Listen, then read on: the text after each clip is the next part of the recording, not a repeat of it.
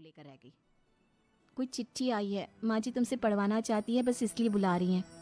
मुंह टेढ़ा करके तनुजा मंजरी का मजाक बनाती हुए कहती है, अनपढ़ कहीं की। तनुजा का ऐसा बर्ताव देखकर बड़ी बहू बहुत दुखी होती है। तनुजा को अपनी पढ़ाई का घमंड इतना हो गया कि अब वो घर के कोई काम नहीं करती और अपनी जेठानी का मजाक बनाती रहती। तनुजा का ये बर्ताव अब उसकी सास को भी नजर आने लगा था। एक दिन शांति ने अपनी बड़ी बहू से कहा, मंजरी, तनुजा हर समय तुम्हारा मजाक उड़ाती है, तुम्हें गुस्सा नहीं आता क्या? आता तो है माँ जी, लेकिन मैं क्या करूं? जब भी उससे कुछ बोलती हूँ वो और भी जली कटी बातें मुझे सुनाकर चली जाती है। मैं उससे अपनी छोटी बहन की तरह प्यार करती हूँ, लेकिन उसके दिल में मेरे लिए कोई इज्जत नहीं। बहू, तूने वो कहावत सुनी है, जुल्म करने वाले से ज्यादा जुल्म सहने वाला अपराधी होता है। मंजरी अपनी सास का इशारा समझ जाती है।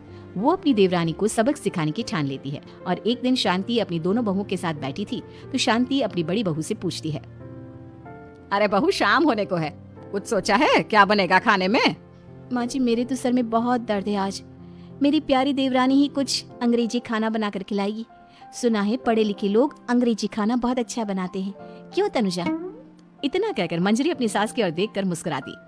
तनुजा अपनी तारीफ सुनकर बहुत खुश हो गई। इतने में शांति कहती है, यह तो सच बात है छोटी बहू, ये तो मैंने भी सुना है। हम भी पक गए हैं बड़ी बहू के हाथ का खाना खा खाकर। तनुजा, तुम्हारी माँ भी तो तुम्हारे खाने की बहुत तारीफ करती है, आज हमें भी खिला दो कुछ अच्छा सा बनाकर। शांति की बात सुनकर छोटी बहू और आसमान पर चढ़ गई, पर उसे ये कहाँ पता था कि उसकी सास और जेठानी उसे सबक सिखाना चाहती हैं। तनुजा अपनी तारीफ सुनकर खुश तो बहुत होती है, पर सोचने लगती है, मुझे तो कैसा भी खाना बनाना नहीं आता, अब मैं क्या करूंगी? अगर मैंने इनको सच बता दिया तो मेरी सारी इज्जत मिट्टी में मिल जाएगी। अरे छोटी बहू, क्या सोच रही हो? खिलाओगी ना अपने हाथ का अंग्रेजी खाना? छोटी बहू हाँ में सर हिला देती है।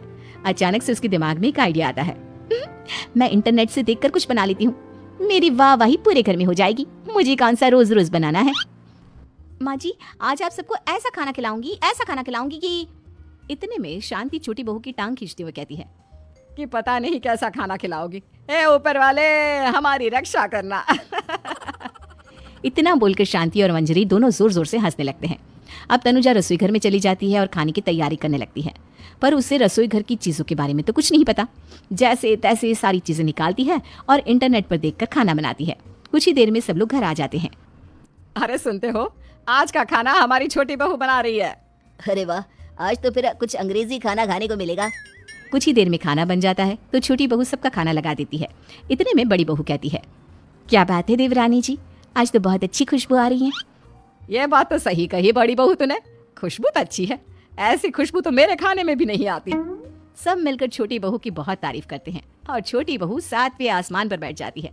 अब सभी खाना खाते हैं। जल्दी जल्दी दो, अब तो मुंह में पानी आ रहा है। हाँ, मुझसे भी नहीं रुका जा रहा। जैसे ही सोहन एक निवाला खाता है तो उसकी आंखों से पानी आने लगता है। ये देखकर शांति सोहन से पूछती है, क्या हुआ जी, खाना इतना अच्छा बना है कि आंखों से पानी आ गया? सोहन चुप रहता है और धीरे धीरे से खाना शुरू कर देता है। इतने में सोहन छोटी बहू से कहता है, बेटी तुम भी तो खाओ, तुम क्यों रुकी हो, खाना सच में बहुत अच्छा है। ये कहकर सोहन जोर से हंस देता है। फिर सब खाना खाने लगते हैं, लेकिन खाने में नमक और मिर्च तेज हो गई थी। तनुजा से कोई कुछ नहीं बोलता, बल्कि उसे भी खाने को कहते हैं।